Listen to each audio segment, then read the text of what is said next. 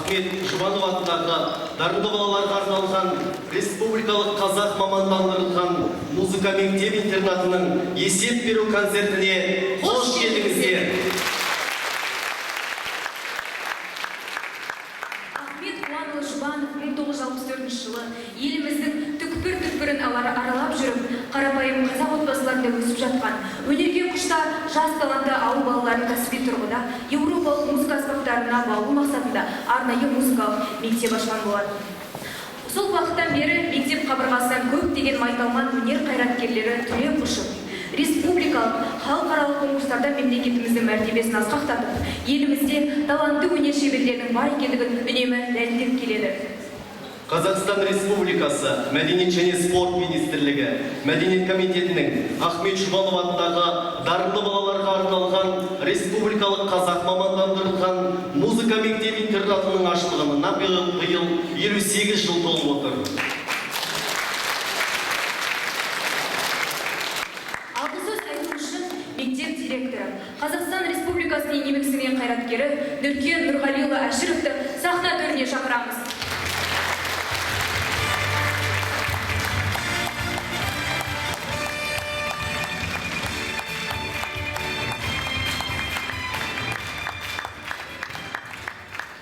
Қайырлы кеш, қадірлі ата-аналар, ұстаздар, оқушылар және түлектер. Мына 2,5 жылдан кейін өздеріңіз білетін әлемдегі орын алған сондай қиын ахуалдан кейін мінекей сіздермен қайта қауышып отырмыз. Осы 2,5 жылда біздің балалар керемет сол пандемия жағдайына қарамай үлкен жетістіктерге жетті, биік асуларды бағындырды. Соның нәтижесін, сон жеткен жетістігін сіздерге көрсетейік. Міне осындай балаларымыз өсіп келе жатыр, таланттарымыз бар деп. Алдарыңызға есеп беруге келіп отқан жайымыз бар. Өздеріңіз білесіздер, Жұбанов мектебі деген Қазақстандағы бірден-бір санаулы, таңдаулы, бірегей қазақ балаларына арналған музыкалық арнайы музыка мектебі. Бұнда Қазақстан түкпір-түкпірінен, ауыл аймақтарынан қарадомалақ балалар осы мектеп қабырғасында, интернатында жатып, тәлім алады. Өздеріңіз білетіндей үлкен қияларға қанат самғап жатқан жайы бар. Жұбанов мектебі деген ол дәстүр, Жұбанов мектебі ол ғұрып, әдет, үй, жалпы діні десе де болады. Біздің балалардың өзінің бір сондай ұстанымдары бар, Жұбановский деген. Сондықтан енді сол біздің талантты ерке балалардың бүгін өнерін тамашалаңыздар. Көп сөз ғой, кезекті оркестрге музыкаға берейік. Қош келдіңіздер.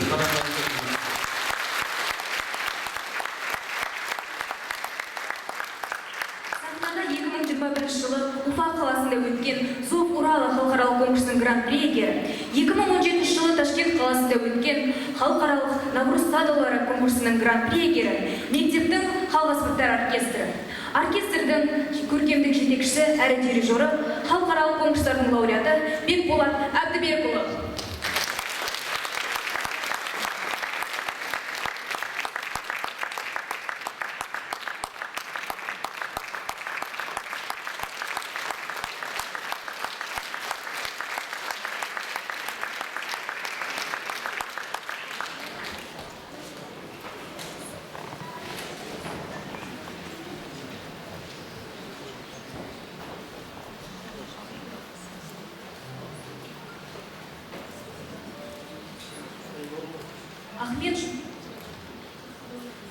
Ахмет Жұбанов.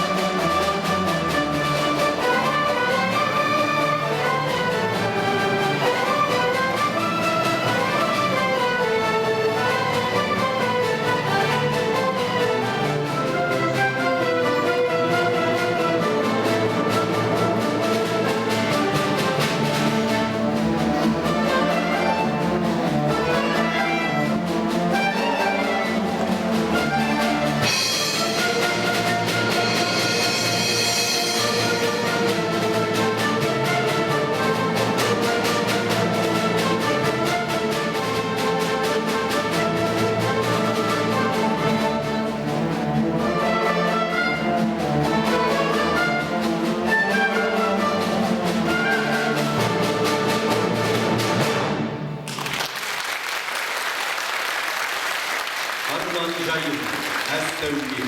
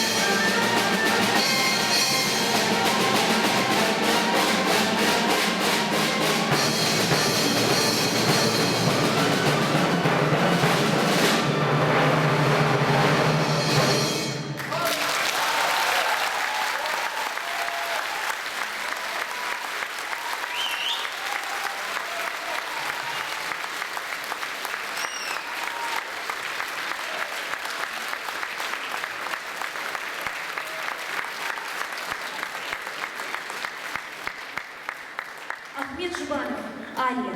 Прима кубызда ойнайтын республикалық конкурстардың гран-при иегері Стамболова Алуа.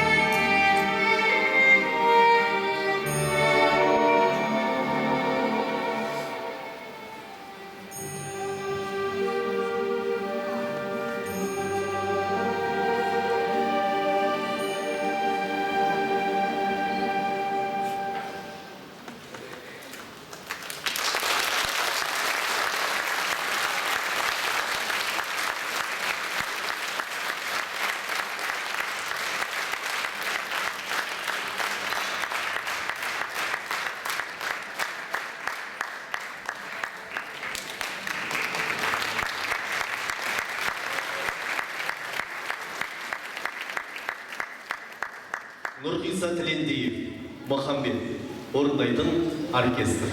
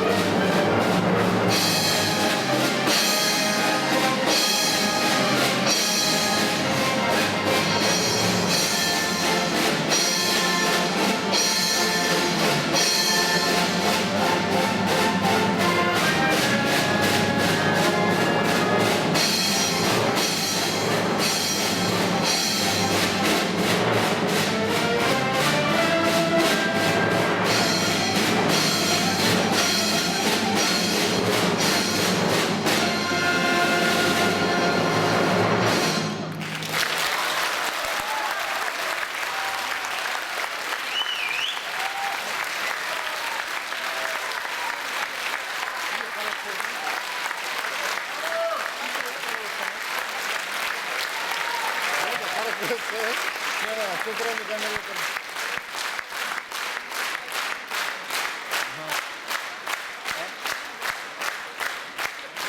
жасалған дұрыс иә.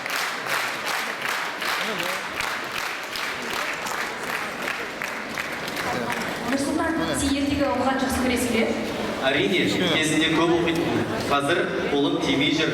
Әйтпесе ертегі деген керемет нәрсе ғой. Әсіресе баланың ой қиялын дамытып, ұшқыр болуына, тапқыр, арманшыл, талапшыл, еңбекқор болуға тәрбиелеуге септігі зор. Мүмкін, ол пікірмен тек өскен соң, нәтижесін көргенде ғана келісемін деп айта аламын.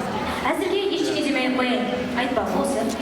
Негізі туған күнін қозғап отырған себебі қазіргі орындалатын шығарма Вальпурги түні деп аталады. Аталса не болды? Неге ол аталады деп ойламайсың ба? Шынында ойлағандай нәрсе екен. Ол не мағына береді? Ол батыс еуропалықтарда, әсіресе Германияда ертеден кейін таралған көптеген мерекесі. Ел арасында сайтан түнде деп атайды. Бұл мерекеде халық қорқынышты, мистикалық кейіпкерлерге ұқсап беттерін бояп сылап, алба-жұлба түнде далада от жағып, сайтанды аластайды екен. Түф, не деген керемет мереке десейші. Шұғыла, осы екеуміздің әңгімеміз бір бастасақ таусылмайды. Қалған әңгімені ары қарай сыртта жалғастырайық. Кезекті музыкаға берейік. Жарайды онда, мақұлмыз. Ендеше алдарыңызда мектебіміздің симфониялық оркестрі, дирижері, әрі көркемдік жетекшісі, Қазақстанның еңбек сіңірген қайраткері Гүлмира Бұятбаева.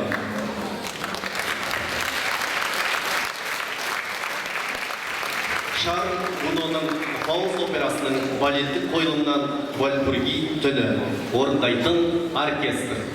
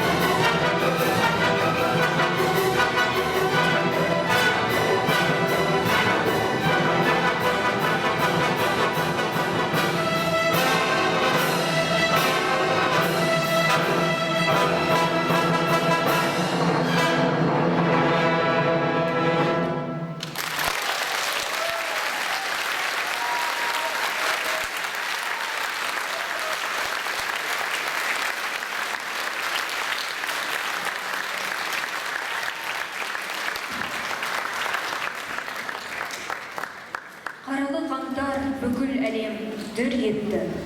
Қырғыны ауыр, ауыртты әр жүректі.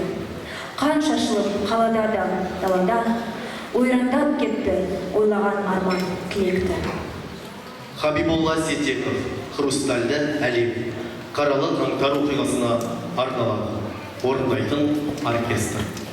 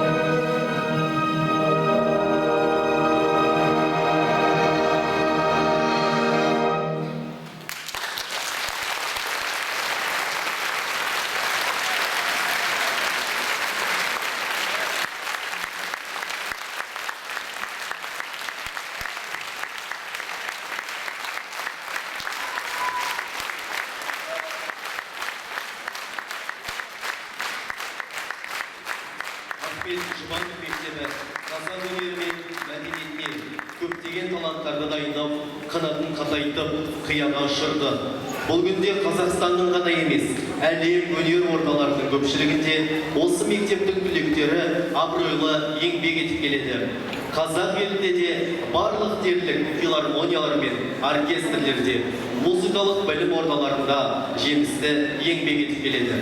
Мектеп түлектері Роза Бағланова атындағы Қазақ концерт ұйымының директоры Ақтоты Райымқұлова, Қазақстан Республикасының ұлттық музейінің директоры Арыстанбек Мұхамедиұлы, Құрманғазы атындағы Қазақ ұлттық консерваториясының ректоры Арман Жүдебаев, сондай-ақ Қазақстанның еңбек сіңірген қайраткерлері Дүйсен Үкібай, Бейімбет Демеу, Бейбіт Дәлденбаев, Толқын Забирова, Күлмира Бұйынбаева, Мұрат Бесенғалиев, Әлқуат Қазақбаев, Ернар Мыңтаев, Арман Дүйсенов, Асылбек Еңсепов, Ерлан Рысқали, Нұркен Әшір сияқты көптеген түлектері бұл күнде тек мектеп мақтанышы ғана емес, күллі қазақ халқының мақтанышына айналды.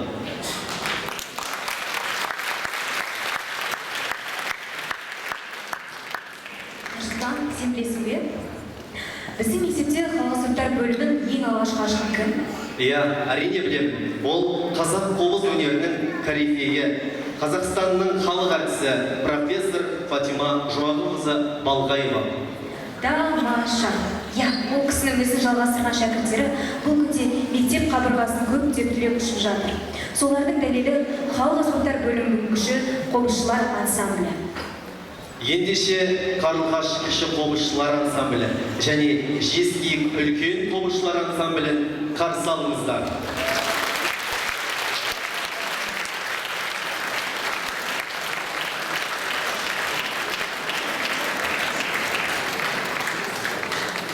Ахмет Жұбанов, Романс. Ансамбль жетекшілері Қазақстан Республикасының мәдениет саласының үздігі Төрехан Кәрімбаев және Гүлназ Булаева. Концертмейстер, халықаралық байқаулардың лауреаты Дана Русельбаева.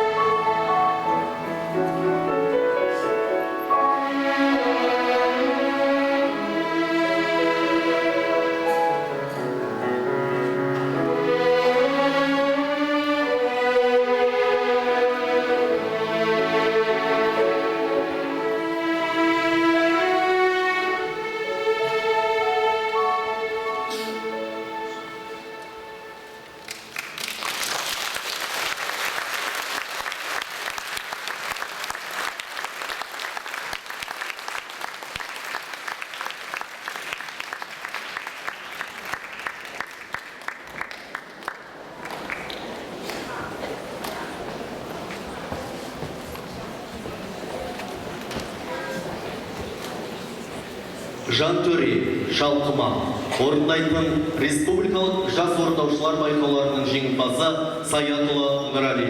Ұстазы Қазақстан